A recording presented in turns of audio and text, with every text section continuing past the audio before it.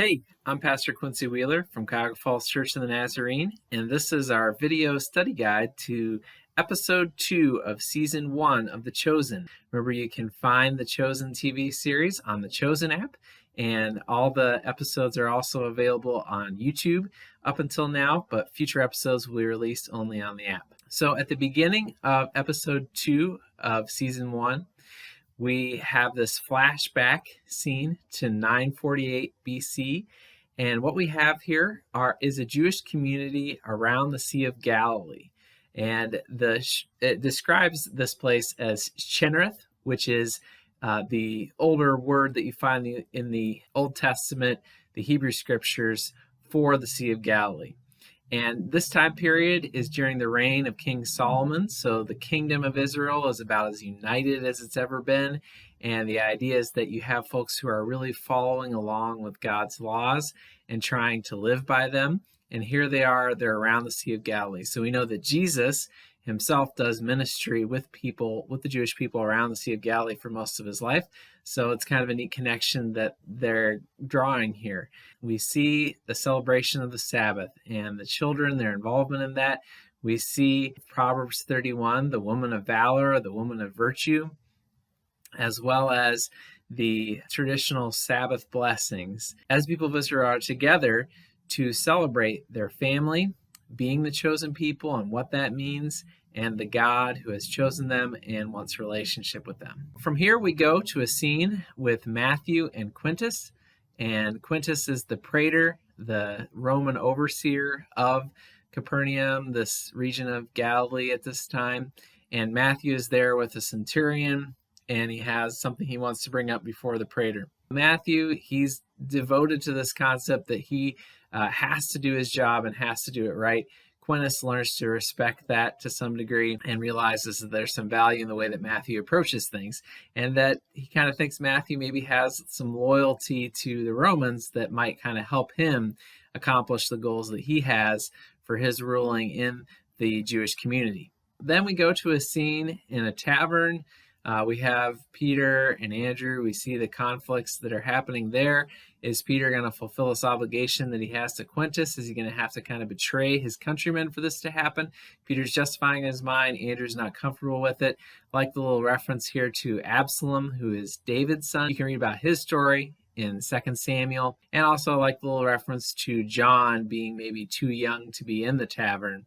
And that's kind of a reference of, we have this concept that John was maybe the youngest of the disciples and lived longer than the rest of them did in terms of the early age of the church. So then we go to this scene of Mary Magdalene being recognized by someone who was there at the time that Nicodemus attempted to perform an exorcism on her, and he's shocked. She's healed, she's made whole, and he's wondering how this is happening.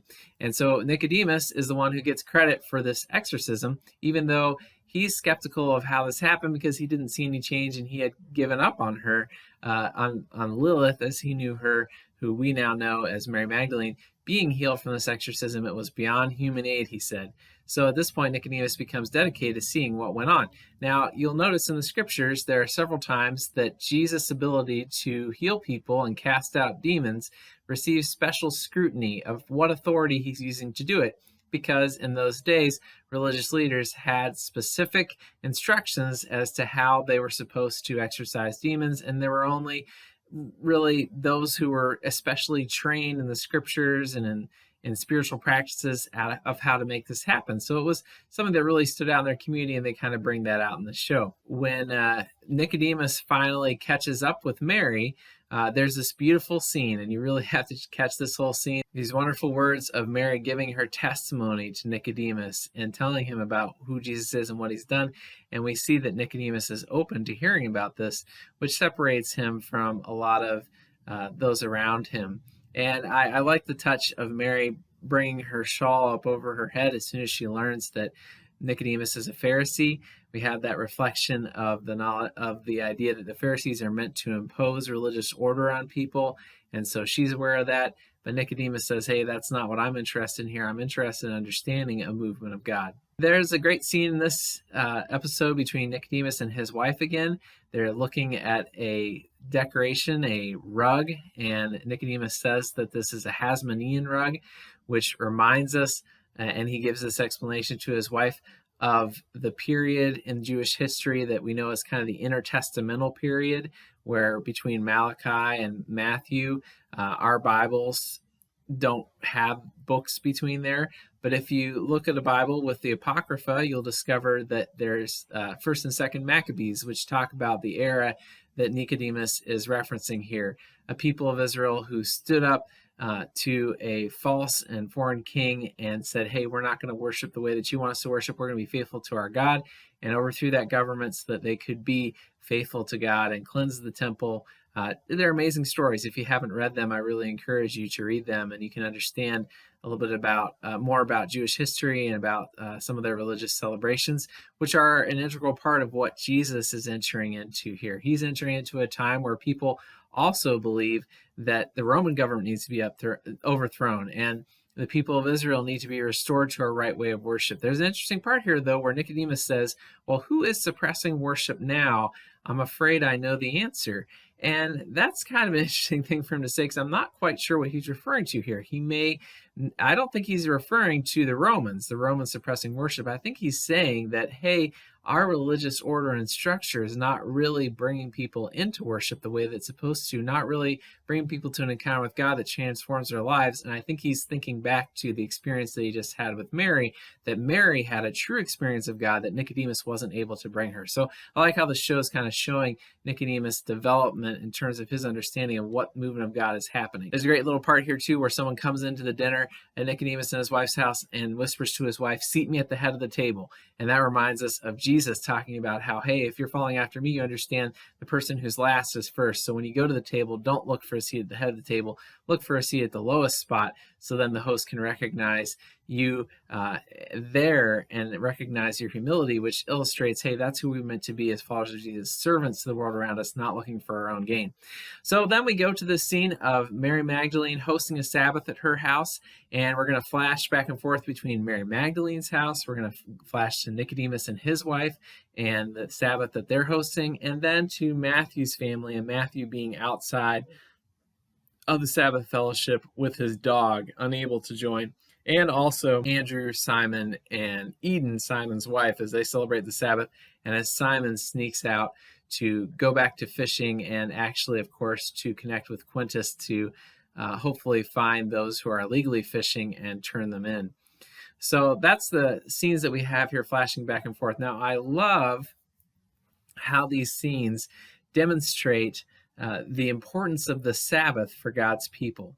That there was this time where everyone would gather together and say, let's just set everything aside and focus ourselves on God. I don't know about you, but this scene convicted me to say, well, how am I making sure that happens in my family, in my household? That every week we're at least taking an evening, we're taking time together to say, hey, let's just focus on God and who He is. Let's put worship of Him as the forefront of our minds and everything that we're doing. Let's focus on the fact that He's chosen us as His people, and He's made us as a family to glorify Him and to make Him known in the world. So it's great that we see that with Mary. Of course, then we see James the Less and Thaddeus show up. So we're starting to get introduced to some of Jesus' disciples. These are apparently in the show, according to their kind of timelines of things. James the Less and Thaddeus are two of the first disciples that Jesus has hanging around with Him, because they show up and then Jesus shows up and they acknowledge Him as their rabbi.